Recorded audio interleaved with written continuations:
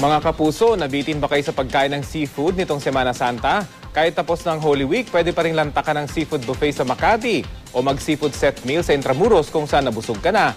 Nakatulong ka pa sa mga batang lansangan. Balitang hatid ni Mariz Sumali.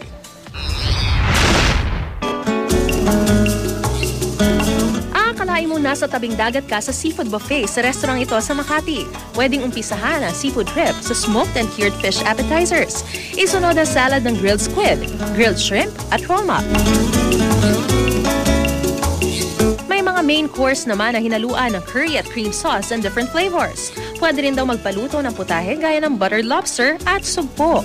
May atraksyon din na pwedeng lantakan, ang salmon kalibyak na tila inukit at dinesenyohang isda. Meron siyang salt crust para natatrap yung heat sa loob.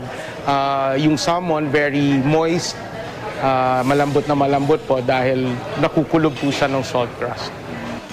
Complete seafood set meal naman ay nihahain sa kainan ito sa Intramuros. Swak daw sa mga dieta sa karne. Ang clam chowder soup hinaluan ng malunggay leaves. Mayroon ding baked oyster with butter and parmesan cheese. Pwede namang main course ang cream dory pasta o baby lapu-lapu in oyster sauce.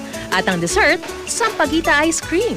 Bukod sa pagiging healthy, makatutulong pa raw sa mga kapuspalad ang mga kakain dito. Ang percentage nung kita ng meals ay mapupunta sa building of the Baseco Street Children.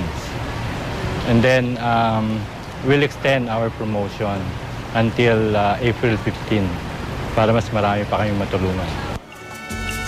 Mariz Umali, GMA News.